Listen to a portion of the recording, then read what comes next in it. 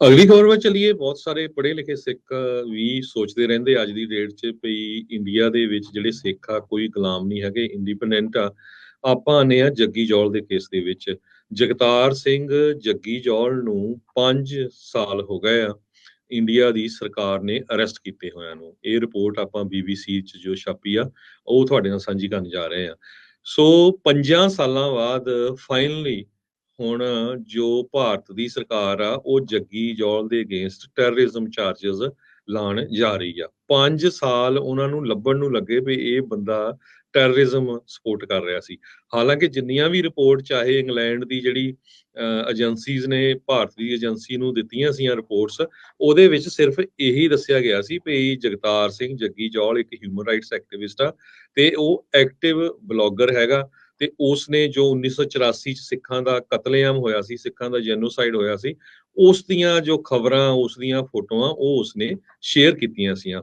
ਪਿਛਲੇ ਸ਼ਨੀਚਰਵਾਰ ਨੂੰ ਜਗਤਾਰ ਸਿੰਘ ਜੱਗੀ ਜੌਲ ਜੋ 35 ਸਾਲਾਂ ਦੇ ਹੋ ਗਏ ਆ, ਉਹਨਾਂ ਨੇ ਨੋ ਗਿਲਟੀ ਵਾਲਾ ਜਿਹੜਾ ਪਲੀਆ ਆਪਣਾ ਜ਼ਾਹਰ ਕੀਤਾ ਸੀ ਤੇ ਹੁਣ ਹਿੰਦੁਸਤਾਨ ਦੀ ਸਰਕਾਰ ਨਵੰਬਰ 28 ਨੂੰ ਉਹਦੇ ਤੇ ਜਿਹੜਾ ਕੇਸ ਆ ਉਹ ਸਟਾਰਟ ਕਰਨ, ਉਹਦਾ ਜਿਹੜਾ ਟਰਾਇਲ ਆ ਉਹ ਸਟਾਰਟ ਕਰਨ ਜਾ ਰਹੀ ਆ। ਇੰਗਲੈਂਡ ਦੇ ਵਿੱਚ ਕਿੰਨੇ ਪ੍ਰਾਈਮ ਮਿਨਿਸਟਰ ਚੇਂਜ ਹੋ ਗਏ, ਉੱਥੇ ਦੇ ਸਿੱਖਾਂ ਨੇ ਬਹੁਤ ਰੌਲਾ ਪਾਇਆ ਤੇ ਇੱਕ ਮਾਇਆ ਫੋਇਆ ਜੋ ਕੈਂਪੇਨ ਗਰੁੱਪ ਹੈਗਾ, ਉਹਨਾਂ ਨੇ ਕਿਹਾ ਵੀ ਲਿਜ਼ ਟਰੱਸ ਨੇ ਵੀ ਸੇਮ ਜਿਹੜੇ ਇਹ ਤੋਂ ਪਹਿਲਾਂ ਦੇ ਪ੍ਰਾਈਮ ਮਿਨਿਸਟਰ ਉਹੀ ਰੋਲ ਅਦਾ ਕੀਤਾ, ਇਹ ਵੀ ਉਸ ਨੂੰ ਛਡਾਉਣ ਦੇ ਵਿੱਚ ਕੁਝ ਨਹੀਂ ਕਰ ਸਕੀ।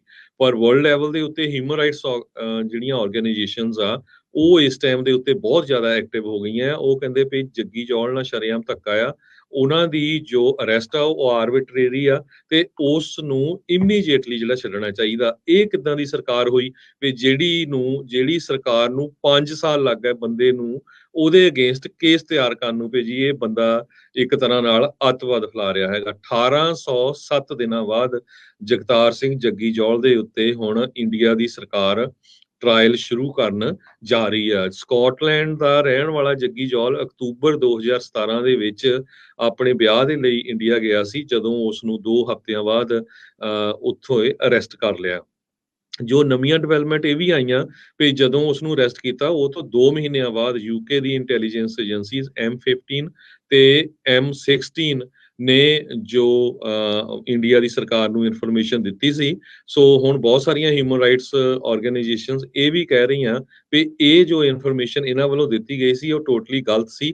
ਜੇ ਇਨਫੋਰਮੇਸ਼ਨ ਦਿੱਤੀ ਵੀ ਗਈ ਸੀ ਵੀ ਉਹ ਇਸ ਇਸ਼ੂ ਦੇ ਉੱਤੇ ਕੰਮ ਕਰ ਰਿਹਾ ਤੇ ਉਹਨਾਂ ਨੂੰ ਸ਼ਰੇਆਮ ਪਤਾ ਸੀ ਵੀ ਹਿੰਦੁਸਤਾਨ ਦੀ ਸਰਕਾਰ ਲੋਕਾਂ ਦਾ ਟੌਰਚਰ ਕਰਦੀ ਹੈਗੀ ਆ ਜਦੋਂ ਉਹਨਾਂ ਨੂੰ ਪੁਲਿਸ ਉੱਥੇ ਦੀ ਅਰੈਸਟ ਕਰਦੀ ਆ, ਤੇ ਉਹਨਾਂ ਨੇ ਇਸ ਗੱਲ ਨੂੰ ਇਗਨੋਰ ਕੀਤਾ।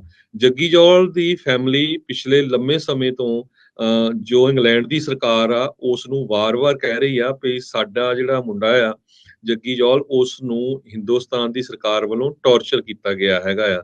ਸੋ ਫੋਰਨ ਕਾਮਨਵੈਲਥ ਤੇ ਡਿਵੈਲਪਮੈਂਟ ਆਫਿਸ ਦੇ ਸਪੋਕਸਪਰਸਨ ਨੇ ਇਹ ਕਿਹਾ ਵੀ ਅਸੀਂ ਵਾਰ-ਵਾਰ ਜੋ ਇੰਗਲੈਂਡ ਦਾ ਆ ਜੱਗੀ ਜੌਲ ਦੇ ਕੇਸ ਦੀ ਜੋ ਇਸ਼ੂ ਆ ਉਹ ਇੰਡੀਆ ਦੀ ਸਰਕਾਰ ਦੇ ਨਾਲ ਡਿਸਕਸ ਕਰਦੇ ਆ ਰਹੇ ਆ ਤੇ ਉਹਨਾਂ ਨੂੰ ਕਹਿੰਦੇ ਆ ਰਹੇ ਆ ਵੀ ਉਹ ਟੌਰਚਰ ਹੋ ਰਿਹਾ ਤੇ ਉਹਦਾ ਜਿਹੜਾ ਟਰਾਇਲ ਆ ਉਹ ਫੇਅਰ ਹੋਣਾ ਚਾਹੀਦਾ ਹੈਗਾ।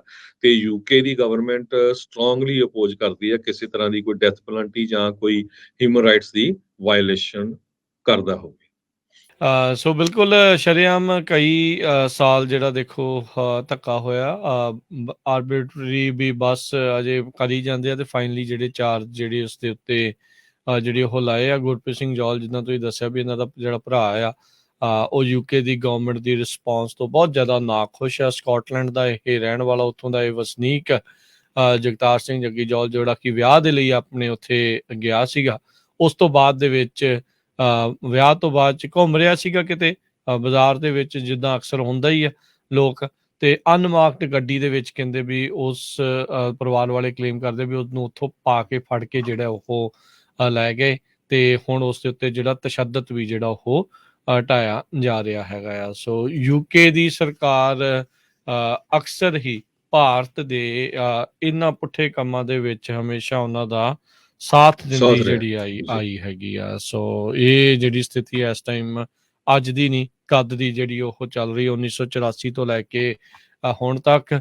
ਸਿੱਖਾਂ ਨੂੰ ਜਦੋਂ ਤਾਂ ਲੜਾਈ ਦੇ ਲਈ ਲੋੜ ਸੀਗੀ ਉਦੋਂ ਤਾਂ ਵਰਲਡ ਵਾਰ ਦੇ ਵਿੱਚ ਪੂਰੀ ਤਰ੍ਹਾਂ ਵਰਤਿਆ ਤੇ ਬਾਅਦ ਦੇ ਵਿੱਚ ਉਹਨਾਂ ਦੇ ਨਾਲ ਉਹਨਾਂ ਨੇ ਕਿੱਦਾਂ ਜਿਹੜਾ ਆ ਉਹ ਯੂਜ਼ ਕੀਤਾ ਹੈ ਉਹਨਾਂ ਨੂੰ, ਉਹ ਸਾਰਿਆਂ ਦੇ ਸਾਹਮਣੇ ਆ, ਤੇ ਹੁਣ ਕਿੱਦਾਂ ਉਹਨਾਂ ਦੇ ਨਾਲ ਧੱਕਾ ਕਰਵਾ ਰਹੇ ਆ। ਕੱਲਾ 84 ਨਹੀਂ ਰਾਜਕਰਮੀ ਸਿੰਘ ਜੀ, 1947 ਦੇ ਵਿੱਚ ਬਿਲਕੁਲ ਸਾਡਾ ਪੰਜਾਬ ਵੰਡਦਾ, ਉਸ ਉਧਰ ਵੀ ਤੇ ਇੱਧਰ ਵੀ ਪੰਜਾਬੀ ਵੰਡ ਦਿੱਤੇ। ਦੂਸਰੇ ਨੰਬਰ ਤੇ ਫਿਰ 1984 ਵੇਲੇ ਪੂਰੀ ਇਹਨਾਂ ਦੀਆਂ ਜੋ ਇੰਟੈਲੀਜੈਂਸ ਏਜੰਸੀਜ਼ ਆ ਉਹਨਾਂ ਨੇ ਇੰਦਰਾ ਗਾਂਧੀ ਦਾ ਸਾਥ ਦਿੱਤਾ, ਤੇ ਹੁਣ ਵੀ ਬਾਰ-ਬਾਰ ਉਹ ਇਨਫੋਰਮੇਸ਼ਨ ਦਿੰਦੇ ਰਹਿੰਦੇ, ਹਾਲਾਂਕਿ ਲੱਭਦਾ ਕੁਝ ਨਹੀਂ ਹੈਗਾ। ਸੋ ਇਹ ਪਤਾ ਨਹੀਂ 82,000 ਸਿੱਖ ਵਰਲਡ ਵਾਰ ਦੇ ਵਿੱਚ ਸ਼ਹੀਦ ਹੋਏ ਸੀ ਇਹਨਾਂ ਦੀਆਂ ਸਰਕਾਰਾਂ ਦੇ ਲਈ। ਪਤਾ ਨਹੀਂ ਇਹਨਾਂ ਨੇ ਸਿੱਖਾਂ ਦਾ ਕਿੱਦਾਂ ਖੂਨ ਚੂਸਣਾ ਆ। ਸਿੱਖ ਜ਼ਰੂਰ ਸਾਡੀ ਵੱਡੀ ਗਿਣਤੀ 'ਚ ਇੰਗਲੈਂਡ 'ਚ ਵੀ ਰਹਿੰਦੇ ਆ, ਪਰ ਹਮੇਸ਼ਾ ਇਹਨਾਂ ਦੀ ਪਾਲਿਸੀ ਜਿਹੜੀ ਆ ਉਹ ਪ੍ਰੋ ਇੰਡੀਆ ਰਹੀ ਹੈਗੀ ਆ, ਤੇ ਆਪਾਂ ਸਾਰਿਆਂ ਨੂੰ ਇਸ ਨੂੰ ਐਕਸਪੋਜ਼ ਕਰਨਾ ਚਾਹੀਦਾ ਹੈਗਾ। ਜਿਹੜੇ ਰਿਸ਼ੀ ਸੁਨਾਕ ਦੀ ਹਰਜੋਤ ਸਿੰਘ ਜੀ ਤੁਸੀਂ ਗੱਲ ਕਰ ਰਹੇ ਸੀ, ਉਹ ਵੀ ਬਹੁਤ ਪ੍ਰੋ ਇੰਡੀਆ ਜਿਹੜਾ ਉਹ ਹੈਗਾ ਆ। ਬੀਤੇ ਜਦੋਂ ਕੋਵਿਡ ਦੇ ਵਿੱਚ ਬੋਰਿਸ ਜੌਨਸਨ ਦੇ ਕੈਬਨਿਟ ਮੰਤਰੀ ਦੇ ਤੌਰ ਤੇ ਸੀ, ਬਹੁਤ ਗਾਲਾਂ ਇਸ ਨੂੰ ਜਿਹੜੀਆਂ ਉਹ ਪੈਂਦੀਆਂ ਸੀ, ਕਿਉਂਕਿ ਇਹਨੇ ਵੀ ਲੋਕਾਂ ਦਾ, ਆਮ ਲੋਕਾਂ ਦਾ ਉੱਥੇ ਵੀ ਬੜਾ ਖੂਨ ਜਿਹੜਾ ਉਹ ਚੂਸਣ ਦੇ ਵਿੱਚ ਕੋਈ ਕਸਰ ਨਹੀਂ ਜਿਹੜੀ ਉਹ ਛੱਡੀ ਸੀ। ਇੱਥੇ ਆਪਾਂ ਜਿਹੜੀ ਹੋਮ ਸੈਕਟਰੀ ਸੀਗੀ ਉਹ ਪ੍ਰੀਤੀ ਪਟੇਲ, ਉਹਨੂੰ ਵੀ ਬਹੁਤ